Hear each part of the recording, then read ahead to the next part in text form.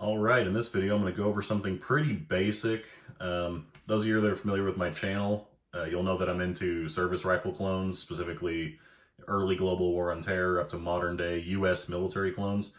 This one's about as basic as they get. It's an M4 Carbine clone. So if you're into cloning and you've been into cloning for a while, you may have already clicked off the video because this is some really basic grunt shit. But if you're just getting into cloning, this is a really good place to start. So I'm just going to briefly go over the parts list and why you may want to build one of these and, different parts or accessories that are used on these.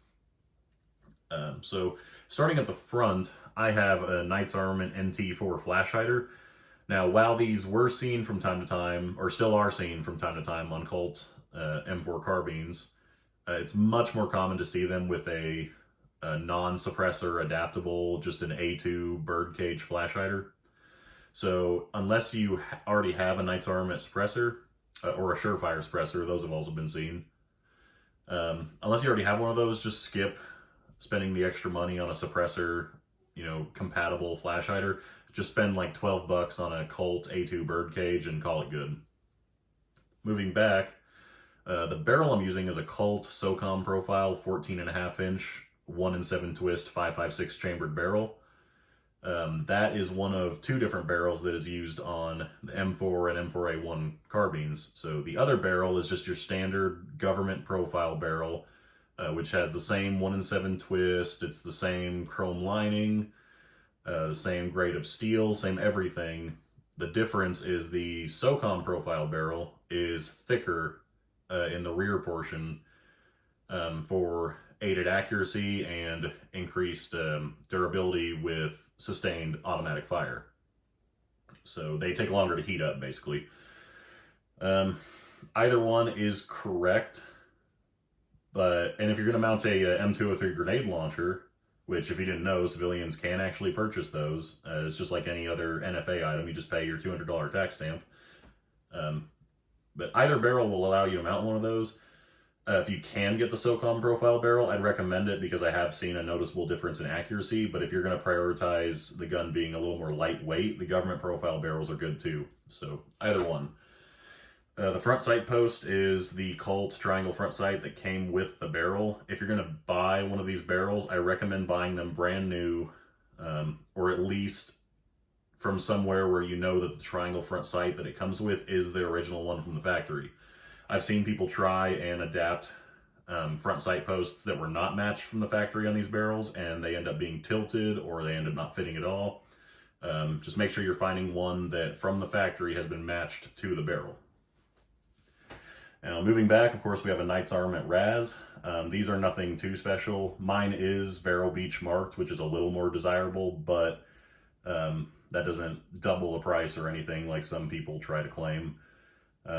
These rails have been around for a long time, and there's thousands and thousands of them on the market. So if you're looking for one, just be patient. Don't overpay. I never pay more than $100 or $150 for a Vero Beach marked Razz. If it's in perfect condition and comes with all the rail covers and the foregrip, just be patient. You'll eventually find somebody selling one for a decent price. Don't go out and pay $300 like people on Gunbroker want. So. Going back from there, the receiver set is a Colt M4 Carbine marked receiver set. The only way you could get something that's even a little more correct than this would be if you had one of the Colt property of US government marked receivers. Those were kind of a limited run thing. They didn't sell them on their own. They came as part of a Colt SOCOM, collector's edition rifle. This is the next best thing. It's still a Colt receiver. It's the correct profile. Has all the correct specs. It says M4 Carbine on the side. You can also get ones that say M4A1 Carbine on the side. Those bring a little bit more money just because they're more rare. But if you can find any of those, or even just a normal Colt M4 profile lower, honestly, a lot of stuff will pass on these and will still look good. The upper receiver, mine is a C-stamped keyhole forged upper. Now, what that means is it has Colt's C stamping on it, and right next to it, it has the stamping from the keyhole forge that is known for its military pedigree. There are other forges that the military does use, such as the square forge receivers, and a few others. But if you're going to build a classic Colt, like collector's item, the C-stamped keyhole upper is really going to be the one you're looking for. That's what tends to have the most authenticity to it, at least for this type of build. Now, optics-wise, there's a few different optics that are seen on these. The one that I have here is an Aimpoint Comp M2 sitting in a QRP1 mount with the spacer riser mount. So this setup is one of the most common that you'll see across all branches of the military. It's the M68 RCO is what guys in the military know it as. What is also extremely common on these guns are ACOGs, and there's a few different variants seen on these, all the way from the TA01 ACOG to the TA33, and even some of the ECOS model ACOGs that have the piggyback red dot and the flat dark earth finish. Those have all been seen on these guns. There's also been EOTechs of all kinds and all generations seen on these. There have been Aimpoint Comp M4s, and even getting into, you know, the modern day, the age of the Aimpoint Micro, of course, those have also been seen. So it just depends on how far you want to stray from your straight up GI issue M4 carbine, or how much do you want to personalize and, you know, swap out. So of course, when I build clones, I build them as they would come out of the armory. So either an ACOG or the M68 would be my choice. So moving back to the rear sight, we have a Mautic rear sight. This would be more typical on an Army M4 carbine. If you were doing a Marine Corps carbine, of course, you can find one of the USMC marked Knights Armament rear sights. That would be correct. The Navy also uses Knights Armament rear sights. There are a few different ones. You'll also see these a lot of time with no rear sight on them at all, especially when guys are running ACOGs and they have that really short eye relief.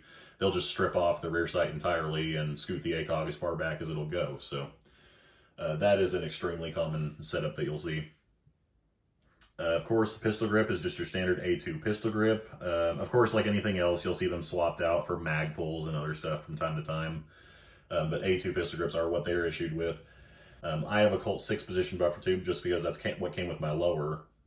The stock itself, the most common one you'll see is the Colt waffle stock, as it's called, or just Colt carbine stock. You'll also see these with SOPMOD stocks. You'll see them with the old car stocks. And you'll see them with a variety of other stocks that guys have went out and bought personally, or that their units have bought personally and have swapped them out for. But again, going back to what would this come out of the armory with, it's probably going to be the Colt waffle stock that you see here. So that is about it on this gun. If you have any questions about it, feel free to leave them down below. I'm more than happy to answer them. And if you have any, comments you want to leave, or if you like this kind of content in general, be sure to drop a like on the video and subscribe. And thanks for watching.